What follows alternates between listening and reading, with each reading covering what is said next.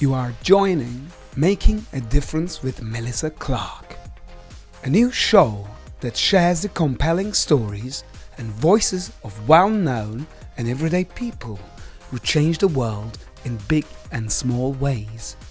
Enjoy our guests, call in, or just listen to be inspired. For this show was made with you in mind. Please join us every Saturday at 2 p.m. Eastern Standard Time with our special guests. And you can listen to our recast at www.melissaclarkshow.com.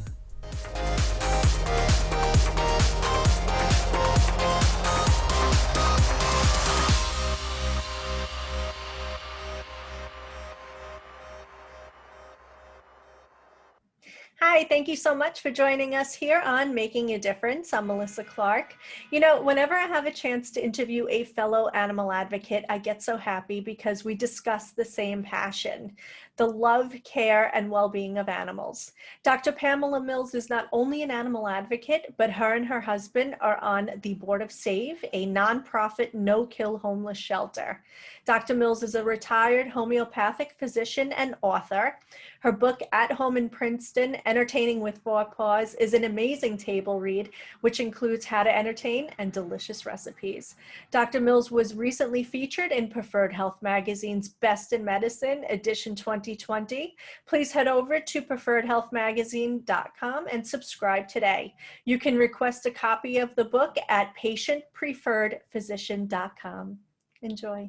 Dr. Mills, we are so happy to have you on today. Thank you so much for your time. You look gorgeous. Oh, thank you. So do you. Thank you very much. I can't wait to get into our conversation. Really love the fact that you're into animals, and so am I, but I want to start with your career. You spent over 4 decades in the medical field. When did you learn that you wanted to practice medicine and help others? Oh, probably when I was about 3 years old. Oh, And wow. I mean, I can't remember when I was 2, but I'm pretty sure I can remember when I was about between 3 and 4. And of course, I was brought up in the Highlands of Scotland, Mm-hmm. way up in the hills, the moors, as we call it, and overlooking Loch Ness, I might say, which was very picturesque and beautiful and safe. Wow. And, I mean, you could play for hours and nobody, there was nothing to worry about. Mm-hmm. And of course, lots of animals. But my grandmother used to tear up her old sheets, Mm-hmm. and be my bandages. So I had a homemade kit, with, old sheets that were torn up, and I used to make lotions and potions out of mud. It was the days when you played in mud. Yes. And my father would get some sticks and sharpen them, and these were my needles. And so most of the relatives were older, and of course, their stories were fascinating. So every night I had stories rather, and of course I had books read to me all the time. But I wasn't an avid reader of books. I was always, playing with dolls and bandaging them up and making all sorts of. My grandmother was, I didn't know this, by the way, a great grandmother. Mm-hmm. She was a homeopath and didn't even know it, because she was always making, from the garden. She had some beautiful herbs and plants that she made into all sorts of concoctions. And she was probably homeopathically orientated, but, nobody knew it. Wow. Did you feel like you wanted to help these elderly people? Yes. If they were sick? Mm. Oh, yes, very much so. Because, in the Highlands of Scotland, even to this day, well, of course, it's the new generation, but I'm talking about my generation. Mm-hmm. It's never, or my parents' generation, was never heard of that you put your family, your granny or their mother or father into a nursing home. You didn't have nursing homes anyway. And so everybody was cared for at home. And don't forget, we still do this too. The doctors do home visits. That still goes on in the United Kingdom today. It's a huge part of getting well. You don't go into an office and wait there for hours like we do in this country. That's right. that's a little bit changed now with the COVID, mind you. I think that was one of the good things, if we could call it a good thing, that you're no longer going into a doctor's office and waiting there where there's probably 10 people with the same appointment. You know, now you have to wait in your car, and then they call you when it's ready to go, and you're in and out. And That's right. It's actually faster now. I notice when I go over to my doctor, I'm like, I'm in and out. Yeah, which is how, and that's how it is in you know, I'm talking about the Highlands of Scotland. Mm. So doctors still do home visits. You know, they'll see patients in the morning, and the doctor who's doing, we call it surgery, which is consultation, you know, the doctor that would be seeing patients in the morning in the office, Mm-hmm. and that will be going out on home visits, and they take turns. And of course, they have nurses also affiliated with the doctor's practices, so that they go and do the, you know, the babies and do all. It's a very good system, actually. It's we don't get home visits here unless you pay for it. That's right. You know? And well, anyway, I missed that. But even when I was in, you know, I did Doctors Without Borders. I did that in Mexico, Mm-hmm. and you know, the doctors. Well, this particular doctor, he went and did home visits in the small town in Mexico. So you know, it still happens, but not in this country. They don't do it. At what point did you switch to holistic medicine? Well, I've always been holistic. I've got 2 children of my own, and I've never been involved with chemicals. You know, I've got, I mean, I'm getting a wee bit fat now, unfortunately, but I mean, I'm very sensitive to, I call them chemicals. I'm sensitive to drugs. So I don't take any, well, I take maybe a Tylenol for a headache, but I'm not a girl who takes drugs. And I think the problem is that we've been almost brainwashed that, you know, when you go to the doctor, they write a prescription and, you know, like take this, take that. Nobody questions it. And there's all sorts of side effects. So in my, again, being brought up in a very, you know, sort of more natural environment, Mm-hmm. you know, we didn't run to the doctor every 5 minutes. And if you had anything wrong, you got all sorts of, you know, kind of healing ointments put on. Like, you know, I remember when I fell and I cut my knee with some glass, and you know, it was my granny that attended to it, you know, and it wasn't rushed to an emergency. We didn't have an emergency anyway, it was miles away. Right. It was granny who attended to it, you know, took the dirt out and, you know, bandaged it up with all sorts of natural things. So I think I've always been very natural. No, I don't think I have always been very natural. And so, but when I started practicing, the difference is that you, in this country, you have to have some credibility. So just saying that you're holistic because you believe in more natural type of remedies. Right. You know, the medical profession, they don't like that. They think you're a quack. And so it's very important to, if you're going to, you know, call yourself holistic or natural, that you have some sort of credentials to back it up. Mm-hmm. So I went to London, to the Homeopathic Hospital in London, the Royal Homeopathic Hospital, because it's affiliated with the Queen Mother was a big, you know, homeopathic person. She lived until she was what, 100 and something, or 100. So anyway, I went there and I studied there, and then I also did other courses, but they were all in the United Kingdom, because homeopathic medicine started in Germany. Mm-hmm. So it's very natural and normal for, you know, an individual to have an allopathic doctor, you know, a family doctor, as well as a homeopathic doctor. Mm-hmm. You know, and we work together, which is very important. So there's different medicines that you prescribe, as like if somebody has high blood pressure. What would you recommend to them to take if they have high blood pressure, as opposed to taking that pill that they give to you, the regular doctors? Well, okay, so here's the thing about homeopathic medicine. It's not sort of one remedy cures all. I mean, we know in, you know, in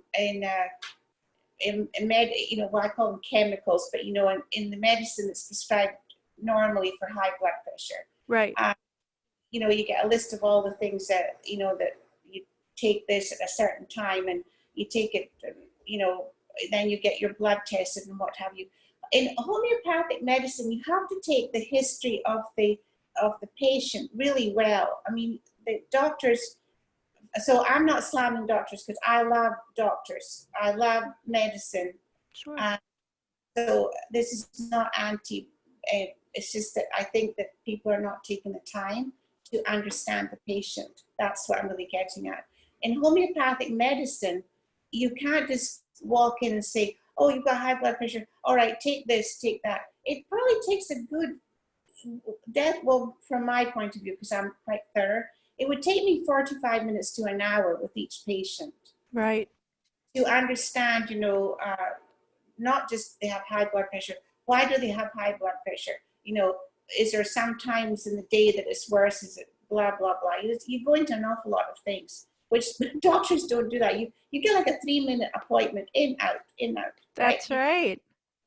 So we have, there's he's dead now, sadly, but his name was Edward Bach, B-A-C-H, Mm-hmm. and he's a medical doctor in London, and in the 18th century, actually.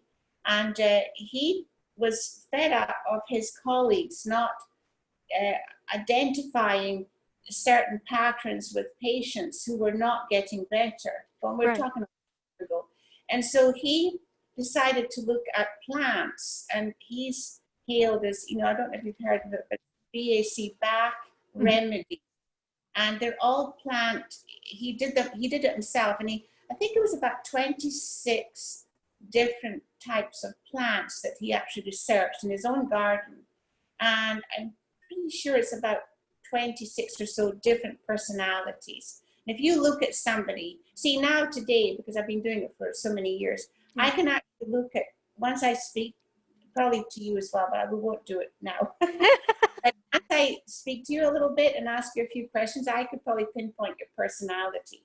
So if I understand who you are, then I can treat you better, and you'll have more benefit of healing, despite if it's natural or chemical.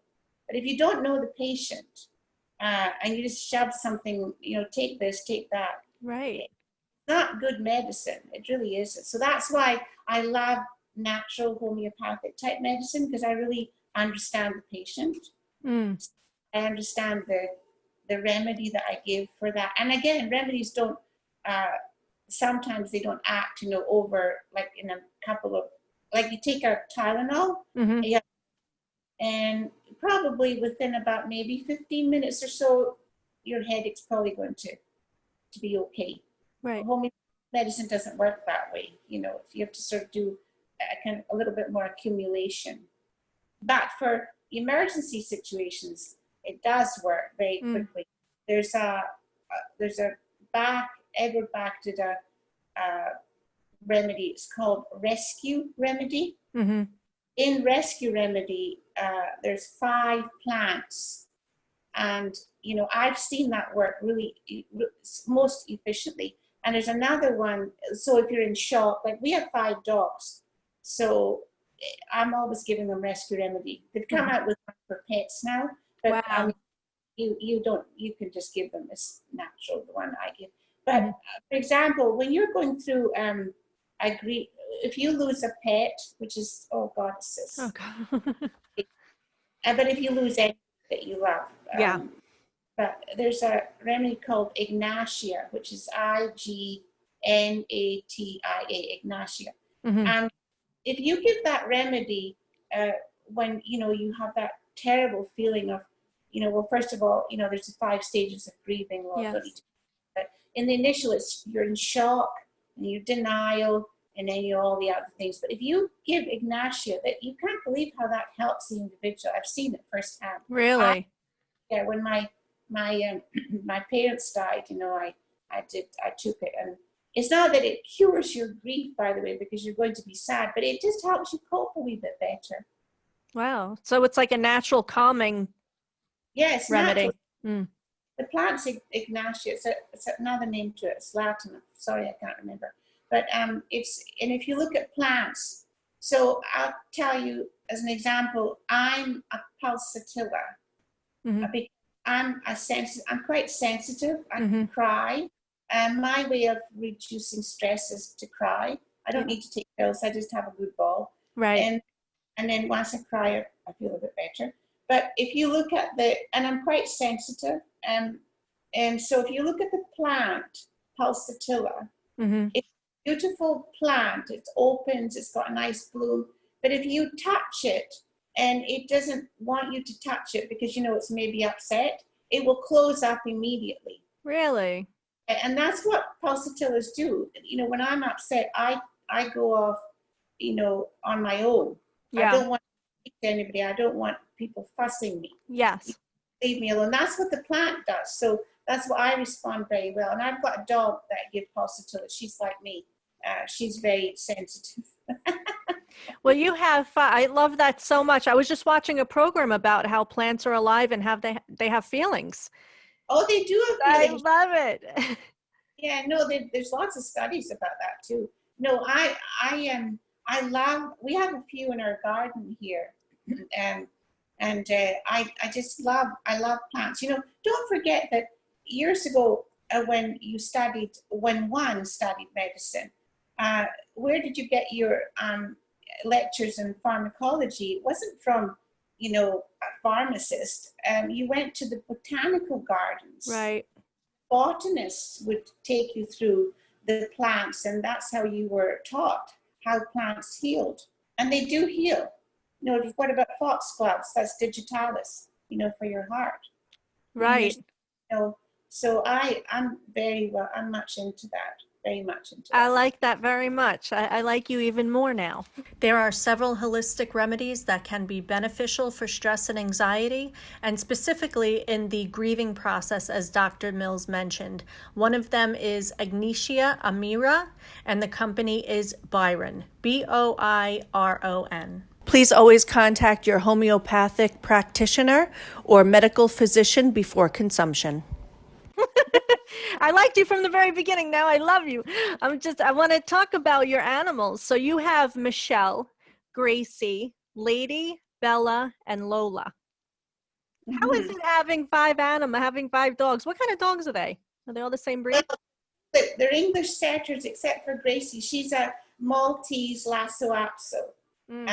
That's a mix. And a friend gave Gracie to me when I was going through a very, bad grieving time in my life. And I tell you, she saved my life. She's almost 17. So it's been over 17 years ago when this happened. And I'm telling you, she saved my life. I mean, without Gracie, not that I would have done anything. I like myself too much. Sure. I understand what you mean. We understand.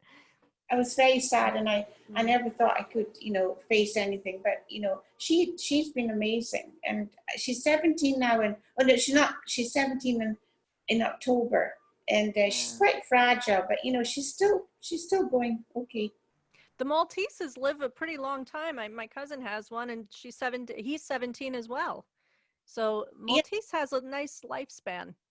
Yeah, they do. But I think to myself, oh my God, what would I do if anything happened to her? I mean, it's inevitable, it will. But anyway, we don't need to worry about it at the moment. She's still with us. Let's talk about your charity save, please. How did it begin? And what do you feel? This is your charity, and you help homeless animals. You rescue animals. Yes, I do. But how the charity is SAVE. SAVE. What's it? Small Animal SAV. Small Animal Veterinary Endowment is what it actually means. So around 1841, I think it was, one of three female girls in veterinary school at Cornell. There was only three ladies, and one of them was a lady called Cornelius James. So she was a little before her time. anyway, she practiced veterinary medicine in Princeton in New Jersey. Yeah. And she left some money so that if anything happened to her, that we could carry on, you know, with her love of saving animals, of which is what she did. Right. And so how it started. And of course, it was quite a debilitated building. And then fast forward a number of years, well, quite a few years, my husband came along, and he actually bought a beautiful big mansion house, which was in need of repair also. It's called the Van Zandt House. And he bought that and he donated it to Save. And then we started fundraising, you know, to renovate the house, as well as add on new shelters for the animals, which is mostly cats and dogs. Mm. And it's beautiful, it's state of the art. I mean, there's nothing like a loving home for a pet, nothing. But at least they're safe and they're cared for and they're loved. And we've got lots of amazing volunteers that come on a daily basis, and they walk them and they play with them and until we can adopt them. And we're very fortunate that we're able to adopt the majority of them out. But it's a no-kill shelter. We don't kill any. Good. You know, I mean, I think the latest statistics that I saw was something like over 3 million dogs and cats are killed every year, because there's not enough shelters for them. There's not enough adoptive parents, foster parents, whatever you want to call them. And so they can't, you know, take care of them, so they kill them, which is really sad. But we don't do that, Save.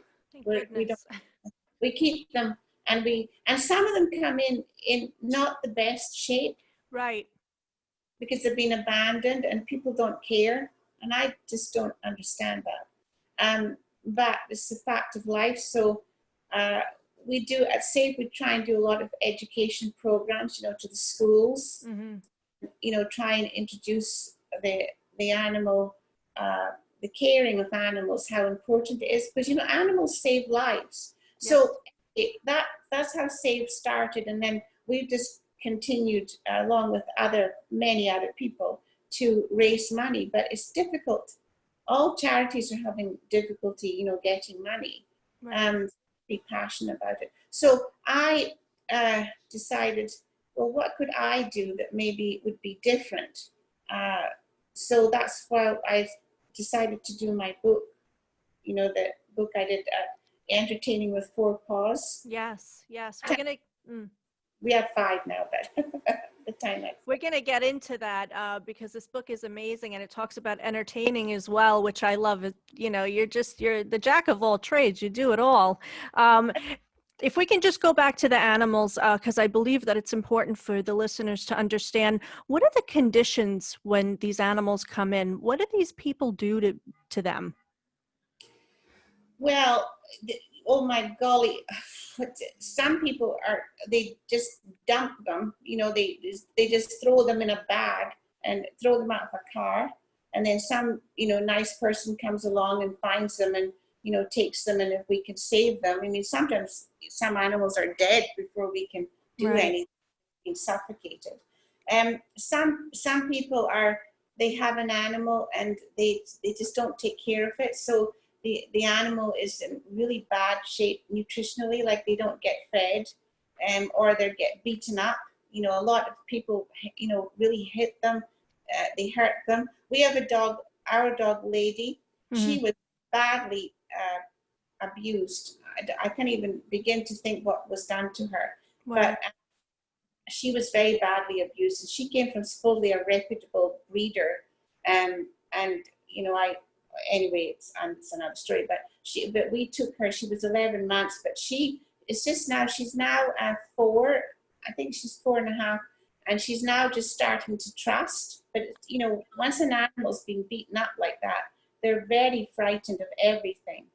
So you know, she's a loner. She goes off on her own, and she's scared at noises, and it's very sad. I wanted to ask you, why do you think people abuse animals? What do you think is going on in their head? Is it control?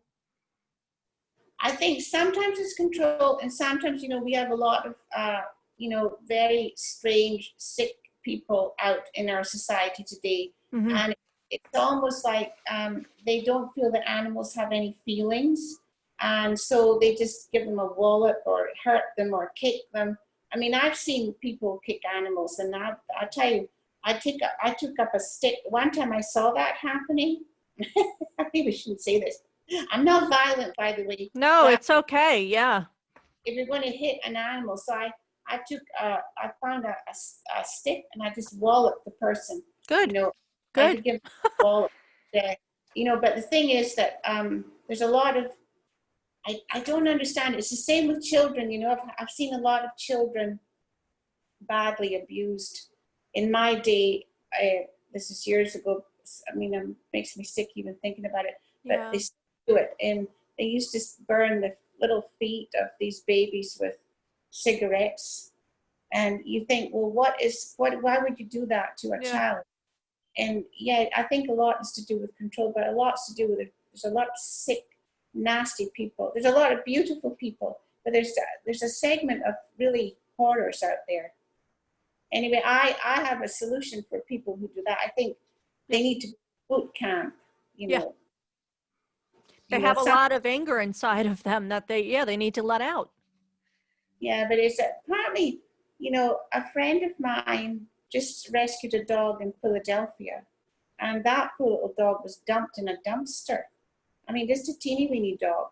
And, somebody found it, and anyway, she adopted it. But, the poor little thing, it was, oh my golly, it's unbelievable. And anyway, she's nursed her. It's a wee girl, and she nursed her back to health. But there's hundreds, thousands, millions of them all over the world that just get dumped. It's really sad.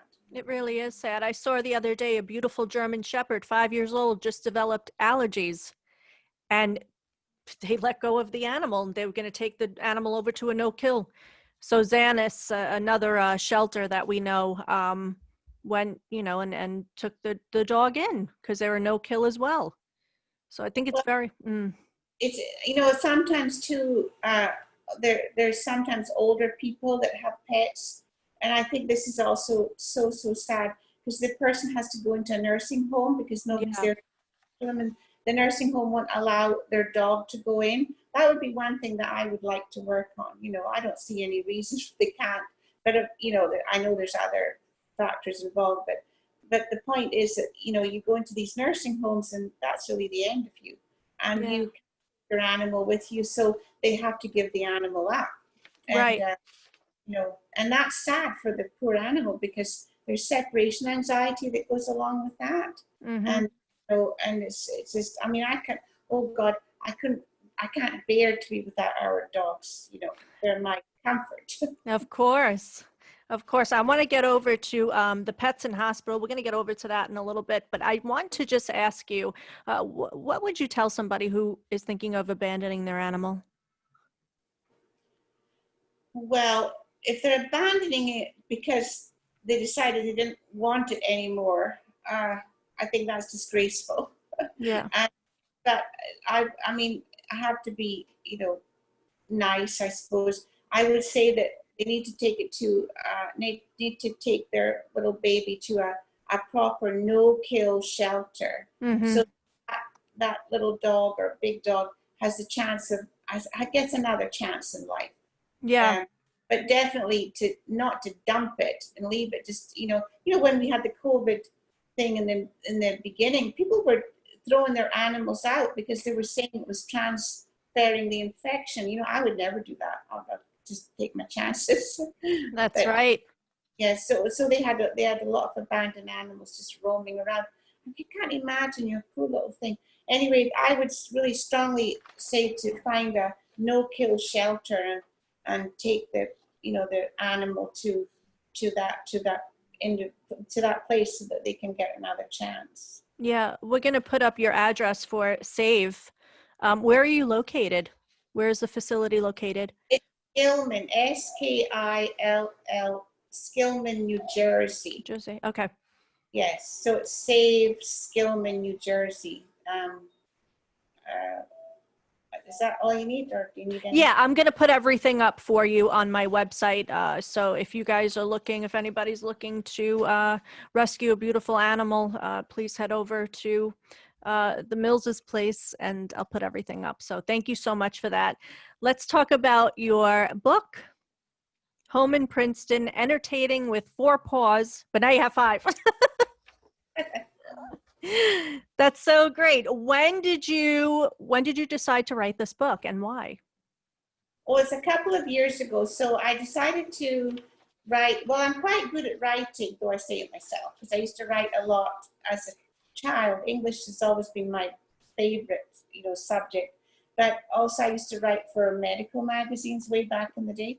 And so I enjoy writing, but I've never written a book like this, I have to say. But I was thinking, what could I do to make a difference, or help make a difference in getting some more money for fundraising? And because I do a lot of entertaining. Well, Yeah. I did a lot of entertaining. We sort of curbed that a little bit now. Yeah. And given some amazing parties, which to me, were it's just something I'm very good at, is giving parties, and I'm quite creative. So one of the photographer who did my, the photographs, her and her daughter, Mm-hmm. they did all the photography in the book. She suggested that, why don't you do a book with your parties? Because, people would come and they would be, overwhelmed at my parties, which I thought were very nice, but I didn't think it was that great. But Mm-hmm. they could see parties like that before. So I went, oh, maybe that's an idea. And we had all the pictures, right? So Mm-hmm. put 5 parties into the book. And the idea was to stimulate maybe the old way of entertaining, where you have people around. What happens now, well, not now, but before, when we get invited for dinner, people didn't invite us to their homes. They met us at a restaurant. I couldn't believe it, because people don't cook anymore. That's right. And so the art of entertaining, the way that I was brought up, is actually dying. And I thought, oh my golly. So I decided I should try and bring it back, stimulate the excitement of having people around and having a nice time, and and I love it. I love it. It comes naturally to me. So you must miss it throughout this whole pandemic. How many parties would you have, like, in a month, entertaining? Oh my golly. Well, we had a house down in South Carolina whereby, my husband would invite lots and lots of his friends down there. Well, my friends too, but mostly his. Yeah. I kind of inherited them. And so they would stay with us. So it was like a hotel. So from January to March, we'd have like 26 guests. Wow. 4 coming, they would come for 2 days, 3 nights, 2 days, or whatever it was. And so I had the housekeeper too, who helped me. But I mean, all the meals were done by me, and all the table creations, and in the bedrooms were all done. It was quite a task, like a hotel. Tell us what it takes to entertain for a Sunday brunch. For me, I have to tell you, it's a dawdle. I mean, a dawdle means it's just, I don't get stressed in any way of cooking. If I invite you or anybody around for brunch or dinner or anything, I've already decided my menu. Mm-hmm. And I also make menus as well. Yes, you have recipes in the book. Yeah, and so so I've already decided on what I'm going to make, and it's usually something that I've done so much cooking in my life that I don't find it stressful. Right. In fact, I'll tell you what happens to me. What happened to me recently is that when I was feeling a bit sad or stressed, I'd get up and I'd start cooking. Yeah. That relaxed me. So a housekeeper would come in the morning and she said, "What were you doing?" I said, "Oh, I was cooking eggs." Well, nobody's eating them, so they kind of get thrown out. But at least it was a stress release. Yes. So why do you think it's essential to have your guests taken care of and comfortable when they come into your home? Well, again, that comes from my childhood. My mother always taught me that, when you invite somebody into your home, you invite them because, it's a sort of, it's a way of showing care and love, and I mean, in Scotland, we're kind of different in the Highlands, but in Scotland, we have a saying that there's no such thing as strangers, only friends we have yet to meet. Right. So our whole philosophy is very much about, making you feel welcome and, cared for. And so it's just sort of, if you come to me for dinner, I think that you certainly would feel that, you're important. It's important to make the person feel that they're wanted, and that this is so, it's kind of this, because I love it, I think it does spread on to the other people. I mean, when I give parties, everybody goes away with a gift. And that's again my mother. My mother used to do that all the time. Maybe she might make a cake for everybody, or she might give somebody, the lady's got a beautiful flower, or they got some perfume, or, something that she, did herself. But so I sort of I was brought up like that. I love nothing better than having some really nice friends, around the table and having a lively discussion. I like discussions. I like, debating and finding out what's what, because everybody has a different opinion, and I like to see how the other man thinks. Where can people purchase this book? You can purchase At Home in Princeton, The Art of Entertaining with 4 Paws at www.patientpreferredphysician.com. Please click in the media tab. A percentage of the proceeds goes to SAVE, a nonprofit no-kill animal shelter. Well, right now, so we're trying to set up, I told you I'm not technical, so I don't know how to set up a web page thing. And I do have some people that have offered to do it, but I've been a wee bit busy, and, my book is sort of being put in the back burner because, I mean, it's difficult I was going to be doing more talk shows like you. Yes. And, more signing, book signing. Yes. And that's all scheduled, and they all had to be cancelled because you can't do it right now. And so at the moment, probably the best place is through me. But it will go on, we're going to put it on Amazon. Sure. But it's not there right now, but it will go on Amazon. And I did have, I was hoping to get it into Barnes and Noble, but the lady that I connected with, it was pre-COVID. Well, I can't do it right now. They're not doing anything at the moment with new authors. So I have to wait. So probably the best is through me, probably through my, email would be the best way. That fly loves you, Dr. Mills. It's a sign. A sign, golly. So, okay, so perhaps on a website, will you put it on do you have a website that you can put it on? Oh, it could go on SAVE's website. SAVE's website, SAVE. okay. Yeah. What am I thinking? Yeah, it can go on SAVE's website. Yeah. Okay, so. Also, I think it's on the website of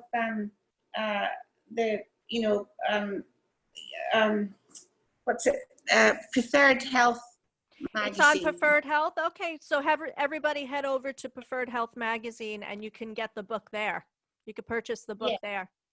Great. Yeah, do you plan on writing another book?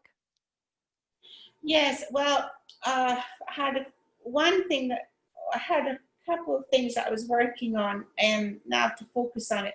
One was introducing, your own beloved pet into the hospital environment if, God forbid, you get sick.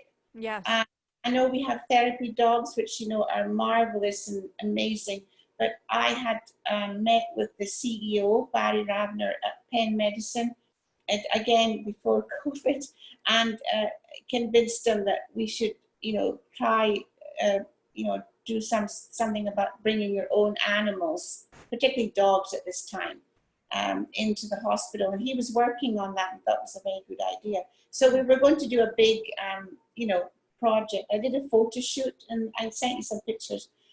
We did a photo shoot at the hospital. I took one of our dogs, Bella, and she was definitely the belle of the ball.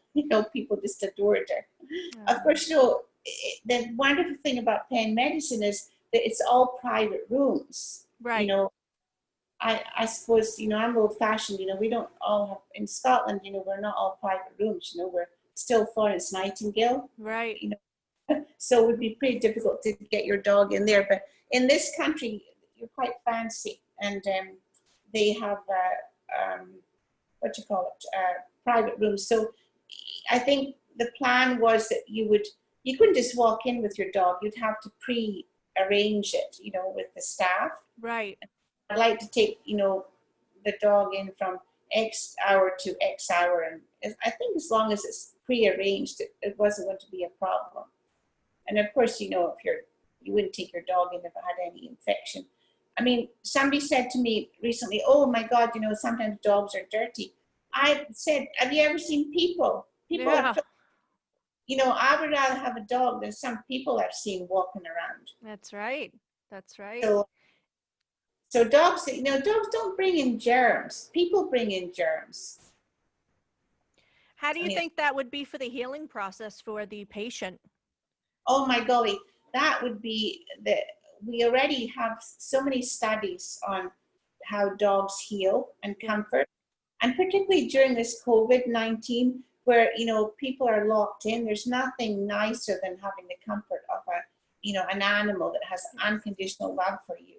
I mean, it brings a lot of comfort. Well, studies have shown that your blood pressure is decreased, your breathing is, more calm.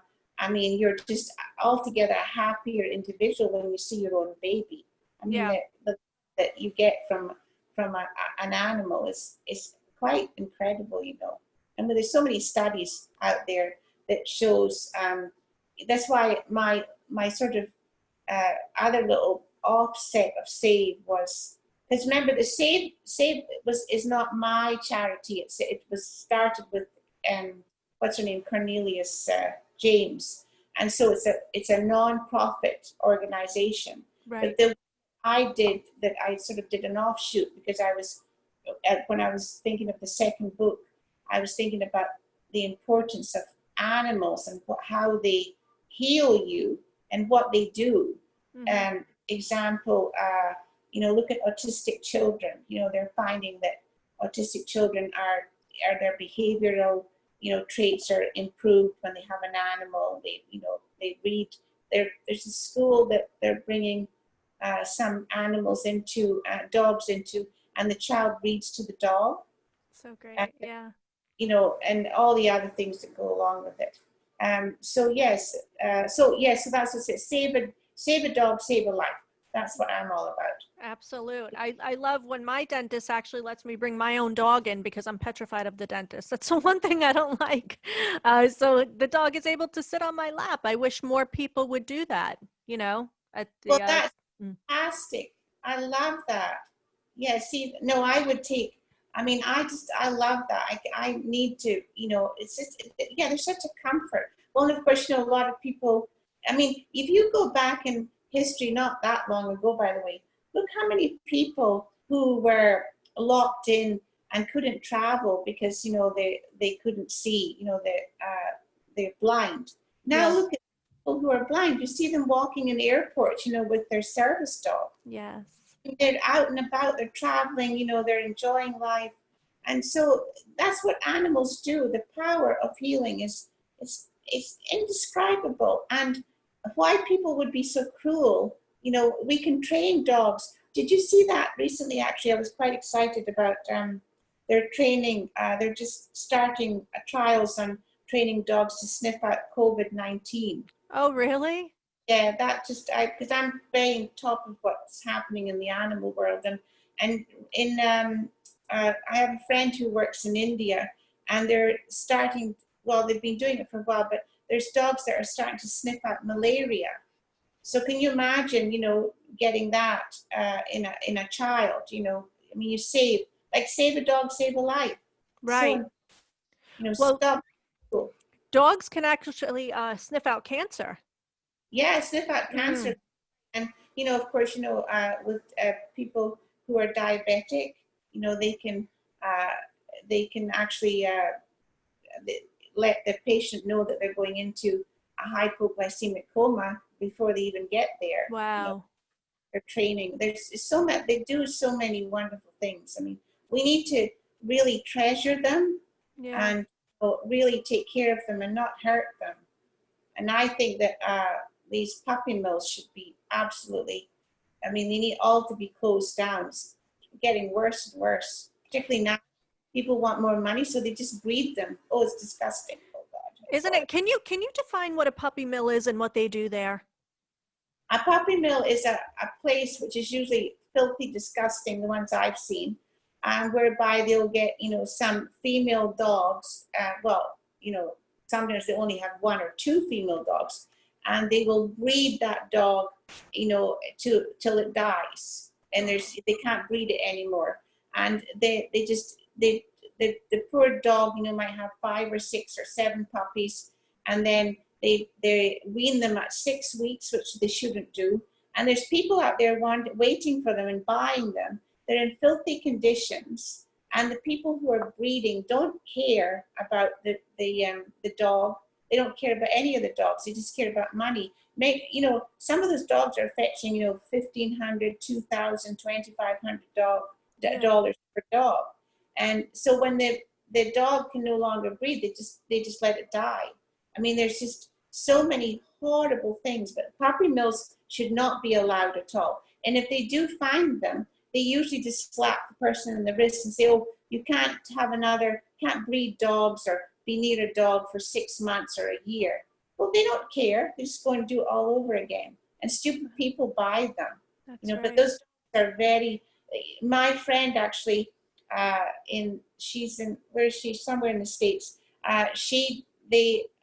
Puppy mill just got closed down, Mm-hmm. and the woman was breeding dogs, and oh my God, the conditions were atrocious, and they took most of the dogs. Some of them were dead already, just lying there. Oh my God. The ones that were alive, they took them into a shelter, and then they cleaned them all up and give them vaccinations, and they adopted them out. And my friend took one. She calls her Gigi, and Gigi she can't walk because there's too much breeding, right? And just so the poor little thing's got congenital problems. It's got physical problems, but this little dog can't go upstairs. It's just that's what they do. They don't care. They really don't care. I tell you, I should. One of the things I thought, whoever's the next president, I'd like to meet with him or her and say, look, do something about the animals. Yeah, of course. But they get so many other things, I guess. How can you spot out a puppy mill? Do you think that they charge pretty cheap, right? For a dog, like $750? Yeah, some of them do. Some of them are charging $1,200, $1,500. How did you say? How do you spot a puppy mill? Yes. Well, it's difficult because these people are fly. They do it. They hide these They have maybe a shed, right? And they shove all the dogs, or the dog and the male dog. Well, after the breed, I don't know what they do with the male dog, but they have them in sheds, and it's difficult to know. Usually it's word of mouth. Somebody might, hear them barking or something, and they might tell the authorities, the animal inspector. And then they also have animal inspectors that they don't have enough, but they have people that actually go around and they look for, dodgy places that might have these puppy mills.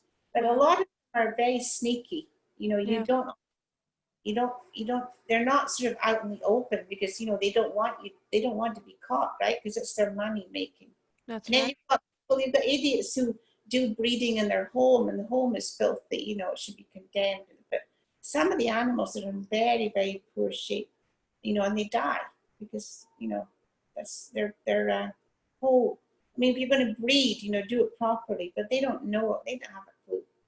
Yeah. But So I would like to get more involved with, I would, apart from shutting them down, I don't know, they need to be punished, but they don't get punished, you see. The animals are punished for what reason? But that's right. punished at all. And And some of the times they're breeding brothers and sisters. Is that right? oh, Like an inbreed? yeah, the inbreed congenital. Yeah, and you get all sorts of congenital deformities. But I think if somebody sees anything like that, they need to report it and, get something done, because there's no need for anybody to suffer in this world today. No. And particularly an animal who has no voice. Somebody has to be the voice for an animal. Right. We have a big property here, but if I had my way, I would have just hundreds of dogs, and they'd all be sleeping with me. To research your breeder, please head over to www.thepuppymillproject.org, ending puppy mill cruelty through education, outreach, and advocacy. He'd come home at night and say, where to blind? My mother would say, well, how did it go? And my father would say, it didn't go. Shona didn't like him, so we didn't do business. And that's what he did. If the dog didn't like the person, that was the end of it. That's right. Yeah, and he always taught me, he said, if you meet somebody and you have a dog and the dog doesn't like them and they're sort of behaving funny around them, keep away from that person. It's so true. Yeah, so I always judge people about how they behave with the dogs. That's right. People here that I not guests, but workmen that have come, and Bella went totally bananas, which is not her character. Right. Oh, there's something funny about you, so I just said, okay, he's not coming back here. That's right. I don't know, I just didn't trust him anyway, but Bella didn't like him, so that was enough for me. They're very intuitive. Yeah, animals are the best. And I always say, there's no bad dogs, there's only bad owners, and I know, I agree with that. It's like, the dogs, the pit bulls and the other breed, they get such a bad name. They're really not bad dogs. It's like a child. A child doesn't come out of the womb, rotten as a murderer or a thief or a rapist. Yeah. And a dog doesn't either. It's the people around them that make them into that. That's the saddest thing about life, and it's just going to go on because nobody's going to stop it. But no, I don't. I feel sorry for some of those, poor breeds there. I worked in Bermuda for a while, and I did not like it, by the way. But that's another story. But anyway, there was these people, that had dogs, and they did dog fighting. Oh, please! Oh, God! That's something that happens all the time. Yes. And I was just, oh my golly, I was brokenhearted. Unfortunately, my friends at the time were all the detectives. They were coming over from the UK to teach the Bermudian police how to do this is a long time ago, how to do fingerprints and forensic analysis and stuff like that. So fortunately for me, most of them all of my friends were cops at the time, or doctors. And I said, oh, well, you have to do something about it, and they were on to them, but it was, and they did shut down quite a few places, but that's just how people were, they didn't care. It's just horrible, nasty. It's so sad. What do you want your legacy to be, Dr. Mills? What would I like? I would like to be remembered for being a compassionate, loving individual that did the best she could do. I would like to get rid of puppy mills. Yeah. I see some legislation for people that are cruel to animals, to stop the cruelty to animals. I would like to see some proper legislation brought in, and they are really not just punished by a fine, but they either have to go and work in an animal shelter, or they go to boot camp. I don't care how old you are, but you need to, something like that to be done, because otherwise it just won't stop, and you've got to stop it somehow. And some people, they don't observe authority anymore. They just do what they want to do. They need to have a good army sergeant, in boot camp, and whip them into shape, and so that they, understand that they shouldn't. That cruelty is just it's not acceptable in any form. By the way, I was going to say something to you, and I got thingied. no, oh yes. So when I was growing up, my granny said to me, I always remember this. She said, "It's my job," she said, "to bring you up to be a nice girl that everybody loves." I hope that I whatever I've done in life, I have done a lot of things in life, and I've certainly changed a few people. I've saved some lives, which is not to be, I mean, yeah, you'd sort of do it anyway, but when you think back, you think, wow, I actually saved that life. And I've done some, things that I think is nice, and they've got hopefully a few more things to do. Yes, you do, because we need you around to save animals and just to be the wonderful person that you are. So I want to thank you so much for being on this show and making a difference in this world, Dr. Mills. Thank you. Thank you, darling. Thank you so much. Thank you. If you have a vegan product, make your vegan claim official with the only accredited vegan trademark in the world. Visit www.beveg.com. That's www.beveg.com to apply now. Making a Difference is sponsored by Preferred Health Magazine. Please visit www.preferredhealthmagazine.com today and subscribe.